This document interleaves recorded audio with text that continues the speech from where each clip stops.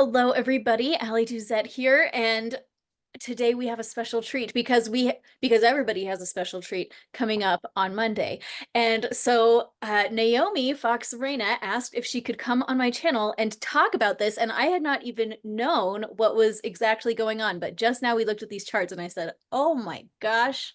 This is crazy. So, Naomi, do you want to give us a little introduction to what we're looking at? And then I will pull up the charts and we're going to dig in to what is going on and how it's going to impact, I think, the entire world. I mean, Absolutely. Yeah.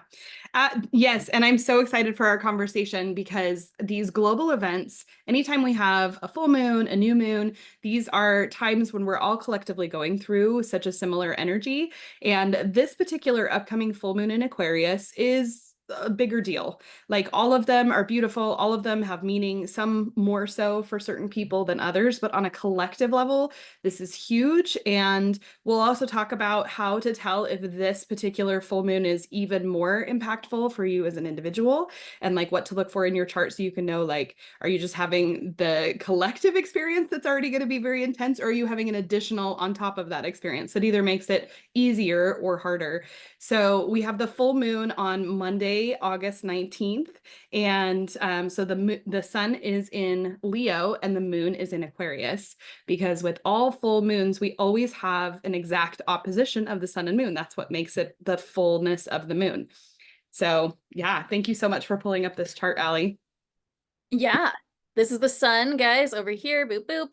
And right down there is the moon, Leo and Aquarius at 27 degrees and 15 minutes on either end. Yeah. So this particular full moon has so many parts and pieces coming and going. We're going to take a minute just to kind of like lay them all out and then go over the meaning of what they are. So with any full moon, we have sun and moon opposite, which is already creating this stretch between our identity, our ego, which is really the sun, our sense of who we are, and our inner world, our emotions, our private spaces, which is the moon. And so there's already this stretch. That's why people kind of act a little crazy during a full moon and the ER gets more busy, because we have this dichotomy of what seems to be contradictory happening at the same time, which can heighten our emotions. It can make them bigger, more full, like the full moon. It's in full bloom. We're fully seeing it because it's fully on the other side away from who we are. And so it's more visible. And like it's a little bit more common for women to go in labor during a full moon. Like the full moons affect us on a lot of levels. But with this particular full moon, I would say that the number one energy that is playing into this is, if you look over on the right-hand side of the chart, is the little symbol for Uranus in Taurus at 27 degrees. And the sun is at 27 degrees and the moon is at 27 degrees. So what that means is that because we're dealing with Leo, Aquarius, and Taurus, these are all fixed signs, all stubborn, all like immovable, all like they're going to do what they're going to do and you cannot change it. And that's called a T-square when they're at a 90-degree angle with two of them, and then another like one of them is at a peak point, the Uranus is at the apex, and then the sun and moon are opposing. So you have an opposition and two 90-degree angles makes what's called a T-square in astrology. This is one of the most challenging aspects that exists in the way that the planets move. This is a time of extreme pressure, very, very strong questions being called up. And the questions are you going to continue as you began? And is this how you authentically feel about this? Because Uranus is bringing our authenticity to the surface. And it's looking straight at our ego and our sense of identity, and it's looking straight at our inner world and our emotions. And so this is a very change activated full moon where we are really not going to emerge out of this as we went into it. What else do you see, Ali? Well, I was just thinking about how in mundane astrology, the moon, so in a personal astrology, the sun is like your core identity and the moon is like your emotions. But in mundane astrology, when you're dealing with nations, Yes, large group of yes, people, you have the sun representing the leader of a large group of people, and then the moon represents the actual people. yes, yes. When I'm looking at this, I'm seeing, okay, it looks to me like this is very supportive of some big kind of changes, or like it's going to draw the authenticity to the surface surrounding leaders and the people that they are technically responsible for, who may or may not be thrilled about that. Absolutely. So beautifully put. And as we were talking a little before we jumped on recording, what is so fascinating about this particular one, especially because Allie talks so much about the birth of America and the Pluto returns that's been happening, all of these things going on. The moon is exactly at the same point as America was when America was formed. The moon for this full moon is at 27 degrees 15 minutes. And oh, looks like you don't have the right I know, chart. I'm looking for it. Come on, America, where are you? I'm I'm referencing There something we go. and Select. There we go. Boom. Right there. That's that. That's what you were talking about. yes. And so the moon was at 27 is at 27 degrees 15 minutes for this full moon, and the moon for America was at 27 degrees 10 minutes. It's only 5 astrological quote minutes. It's not actual minutes of time, but it's 5 astrological minutes difference. This is basically an exact conjunction. It is calling to the people of America, and America was born out of rebellion. This is a very rebellious energy for this particular full moon. And with, yes, the sun representing the leader and the moon representing the people, and Uranus coming and putting exact pressure on both of them, it is a time to reveal what has been hidden. It is a time to squeeze and like bring stuff up and out to the surface. I was doing some research about this, and this is, of course, not just with America, but globally. We have globally, there is in Venezuela, there is a leader that was just reelected that like very dictatorial leader, and the people are like, I don't really think so. And there's a lot of rebellion, especially from the younger people that have that strong Aquarius energy in their natal charts, that are saying absolutely not, like we are not standing for this. And so they're ripe for something very significant exploding there. So it's not just, of course, America, we are not the center of the universe, but it is fascinating that this is directly referencing the America's natal chart, which is something that a lot of astrologers are looking at just because there's so much activity going on. Yeah, that is, I mean, looking at this right here and right now, I mean, of course, we didn't even talk about this little section over here Yes, yet, yes. but like this is a huge call for humanity to be reevaluating our boundaries with our leaders, I would say. And we're Yeah. really going to have a hefty dose of something surprising Mhm. that will trigger it. Yeah. And with it being Taurus energy for the shocking, it's a very grounded energy. Of all the, like Uranus is a very destabilizing energy. It's a very shake up, unexpected, shocking, from the future, technologically oriented energy, but it's in Taurus, which is like arguably the most grounded. It's a fixed earth sign. So it's very, very, very stable. And so this experience that we're all collectively having as Uranus moves very, very, very slowly through Taurus, the last time that Uranus was moving through Taurus, we were in the throes of the Great Depression. Excuse my voice. I don't know what's happening.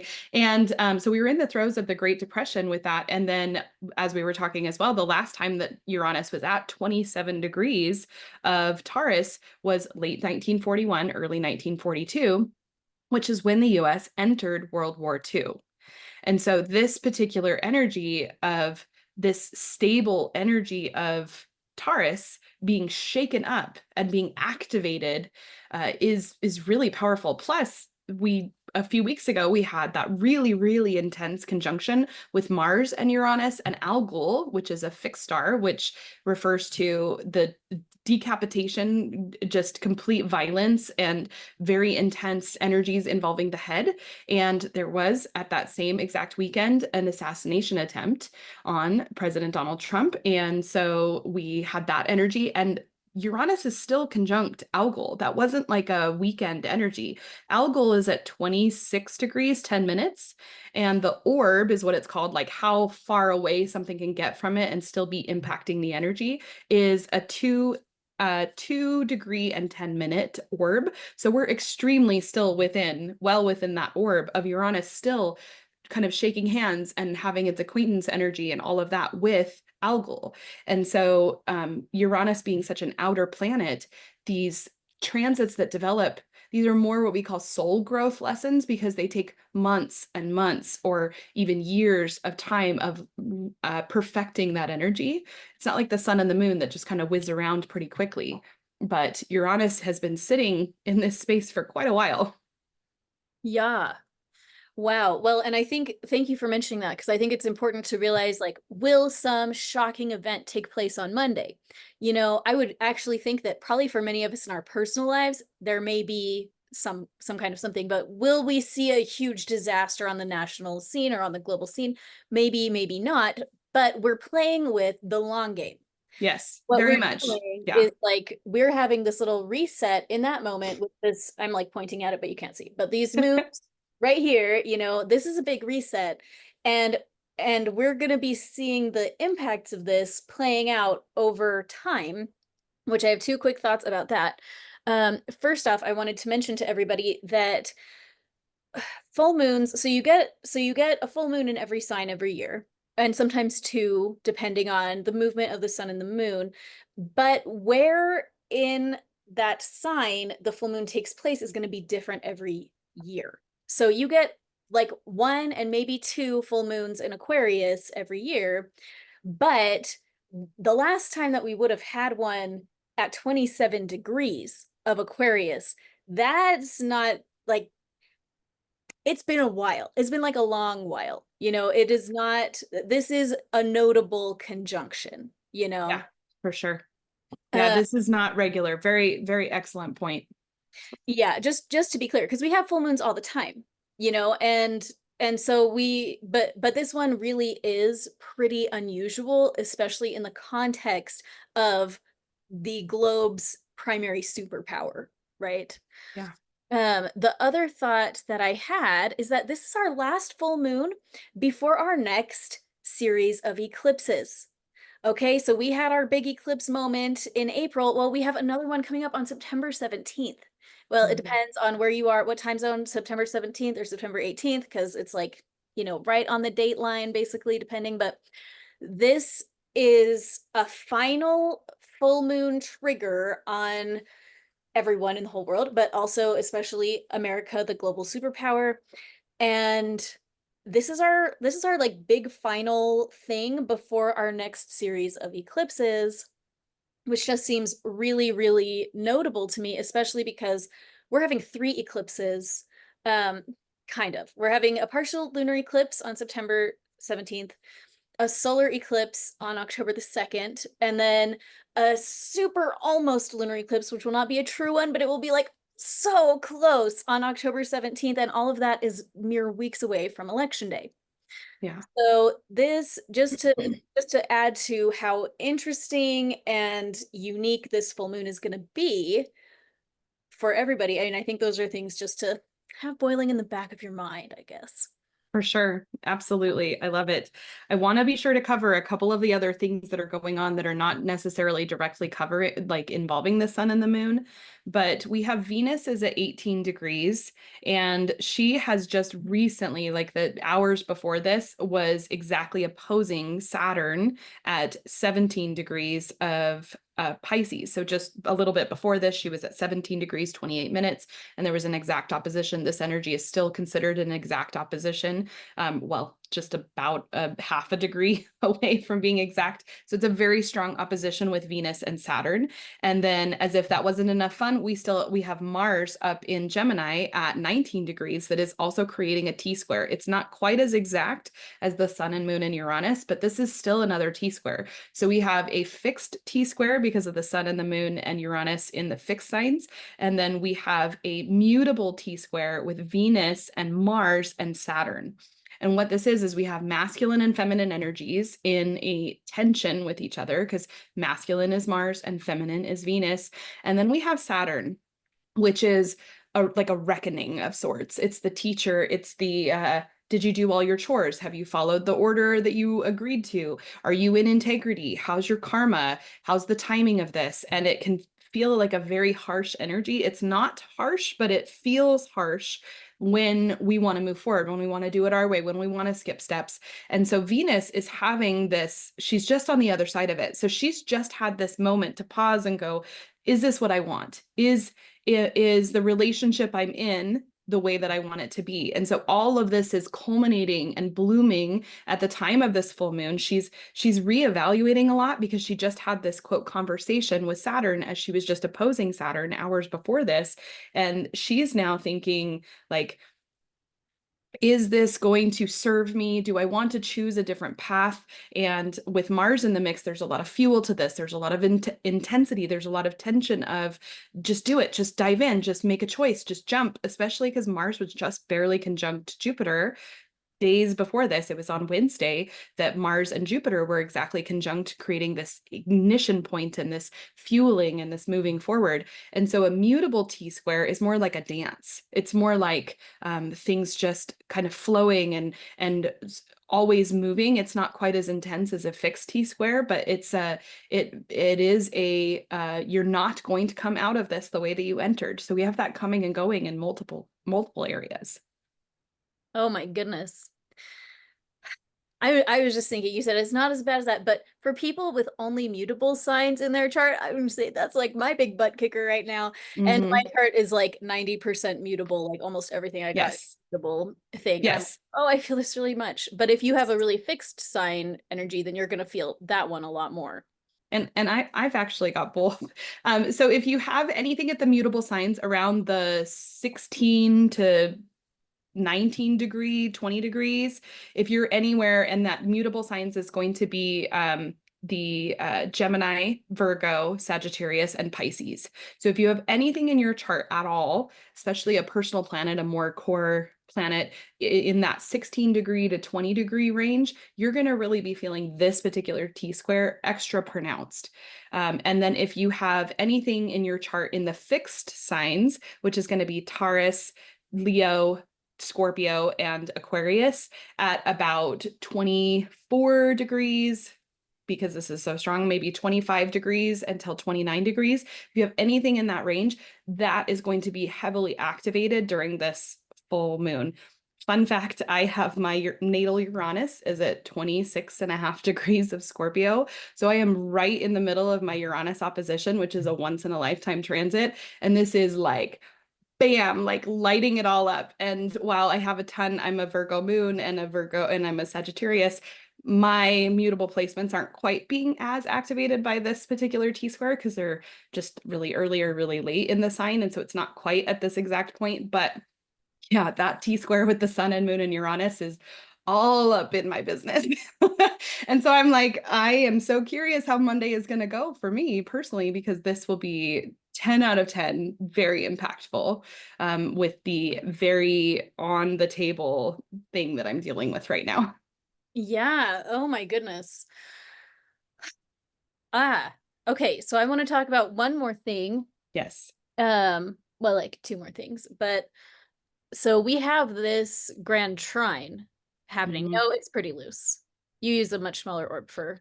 I'm very tight, especially when it comes to chart points like the nodal path and Pluto. I am not much more generous than 3 degree orb for Pluto. Okay. I don't know. I'll have to figure out how I can edit the aspects for my software so that it doesn't show that. Let's see. Okay, so that would negate that yacht as well. But we also have Mercury and the Sun that were just conjunct on Sunday, the day before this full moon, and they're still very much conjunct. I mean, they're a degree and 15 minutes apart. And so Mercury, our mind, has just re-entered into Leo a few days before this and is going back over those Leo themes as Mercury is moving backwards and encountering this squaring with Uranus. And so our mind is also having that like very intense and opposing the sun. So it's still very much in that T square as well. Yeah, well, and with Mercury in retrograde and in Leo, I think Mhm. it's going to invite everybody on the whole planet to be rethinking about choices that we've made in the past, especially ones that may not have been authentic to ourselves and may have 100%. not been in our best interest. You know, it's a really interesting dynamic between Leo and Aquarius because Leo really needs to be put first. Like it Mhm. needs to be in the spotlight, and Aquarius really needs to put everybody else first to a large degree. Like it's very into the same, both Leo and both Leo and uh Aquarius really prize like authenticity and being their true self in public. But Aquarius is going to be a lot more humanitarian minded and a lot more into um saving the world, Yeah. ending hunger, like all of that kind of thing. And Leo is really more into like ending its own hunger. I don't know, which is Yeah. fine. And we need both. 100%. The human needs both. But I think that this exact dynamic is really going to have us thinking like, uh-oh, maybe I should not have overextended myself in the service of others. Maybe I made some weird decisions um in how I tried to serve other people that were not really true to me. And now I have to rethink how I'm going to take another step forward that's much truer to myself. Yeah. And where this is going to get interesting, I mean, like, it's going to be really interesting on a personal level as we all deal with that, but also on like the global level, when you think of these like key individuals in placements of power in like, the leader of um, oh my gosh, come on, brain. Like the Department of Education or like the Department of Treasury. Like when you get individuals like that have a lot of power and a lot of influence who suddenly have a thing show up and say, okay, buddy, did you make the right choice? Were you motivated by the right reasons? Here's an opportunity to change course. Are you going to take it? Are you not going to take it? So we're all going to have that experience, but the way that each individual responds to those experiences, some individuals are going to make choices that are going to impact a lot of people. Yes. Yes. So well said. It's so true. This energy is going to play out very interesting. I personally, I'm raising one of my children. He's 14. He is a Leo sun and an Aquarius moon and an Aquarius stellium. And so just observing his energy, there's going to be a lot of that activated. And for him, it shows up really beautifully, actually, the balance between being the center of attention and genuinely pondering on and cultivating other people and their needs and all of that. And so there is that potential, but with Uranus in the mix, I think it will just be very, very activated. Any babies born on Monday are going to be fascinating. I always think that whenever there's a lot going on in a chart, that's when us astrologers look at a chart and we go, whoa. ah, so Yeah. one thing that really stood out to me when I put this chart in the middle and make it Hmm. all about Hmm. Monday. Hmm. This is America's natal sun. I Hmm. mean, I just think that this is really interesting that America has its natal sun, Jupiter, Mercury, part of fortune, and North Node, which is in Leo. So even though this is not tight, I mean, I would say that the nodal path is still kind of being activated in some kind of way because it's happening in the same axis. I Uh, can get behind that, especially since transiting Pluto is about to go across the South Node here in a few years, which is going to be definitely something you and I will be talking about. yes, for sure. For sure. Well, I was just thinking like this is a really interesting bunch of stuff for America's natal chart to have in the eighth. Yes, yes. And this is the eighth house when you're standing in Washington, D.C., which definitely is worth looking at, but it's also, it will change depending on where you're physically standing. Right. But like from the perspective of Washington, D.C. and this Hmm. full moon taking place, like exact the Yes. natal full moon, when you're standing in Washington, D.C. on Monday at 2:26 p.m. and looking up, like what we have is a big call of transformation Yeah. on a core level that's going to impact our money. The way that we are rethinking everything that's led us up to this point, uh, more of our money and our overall destiny. Like it's all in that Yeah. cave of it's time to like have a big shakeup and prune what isn't working so that new growth can show up. Yeah. It's interesting that the US's natal Mercury is retrograde. I don't think I've quite noticed that before. It I was was a rethinking, it was a revisiting of Cancerian things, which is very nurturing and home life and all of that. It was a time when it was like, you know what, we're going to go back and we're going to, and obviously America wasn't formed like this day. Like there was events that led up to it, but this was like the birth of America, the moment that this is the energy that was going on at the time that it was born. So I find that very interesting, especially since we're in Mercury retrograde with this. Yeah. Well, and it looks like Mercury is, I don't know, I haven't paid super tons of attention to this Mercury retrograde, but it looks like in a few days it'll be in alignment with America's natal Mercury retrograde. No, because it's Cancer and Leo. It's not going to make it Oh back my that gosh, far. you're Yeah. right. I'm like, It's so easy this? for the brain to be No, is it calculating one December? thing and then forgetting another. Yeah, thank you. Woo, just kidding, guys. Just okay. But still interesting. No. Okay. Hmm. Yeah, definitely. Yeah, this Mercury retrograde is it's interesting with it starting in Virgo, which is where one of the home signs for Mercury, and now it's back into Leo. And so we're very much in a theme for the rest of August of watch what you're saying, and is your ego coming out before your words, or are your words coming through a heavy filter of ego, which is always something to be mindful of, but it's very pronounced for the rest of this month. Yeah. Okay, so before we wrap it up, do you have any particular words of wisdom for all of us as we're heading into this energy? Best practices, how are we gonna rock it and make Mhm. sure that it works out the best for us? Yeah, excellent question. Because we're dealing with such intense energies, these are going to overpower even the strongest of wills. And so it's really worth examining your attachment to things going the way that you think that they should, because something is going to change over the next week. Something is going to come out different. Now, different is not good, different is not bad. I mean, it could end up being great, it could end up being terrible. This could be one of the worst weekends of your life, it could be one of the best weekends of your life. There's nothing here that inherently is saying this is going to be awful or this is going to be amazing. We just know it's going to be intense and it's going to create some change. And so I feel like every time I look at the transits, there's always this gentle, loving invitation to remind us that we are not in charge, that it has nothing to do with you and it has everything to do with you. And getting the ends of that correct is really, I think, where we find our peace. And when we have them flipped is when we suffer.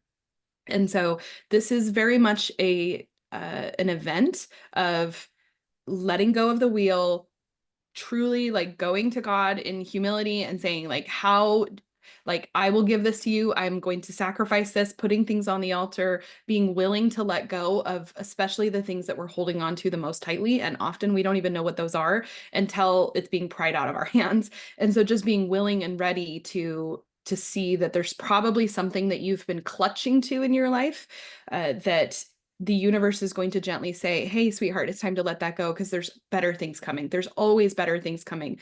And to just remember like, I believe that we are creatures of eternal progression, and that can imply that there is something magnificent and wonderful unfolding for us that we can count on. Thank you so much for that.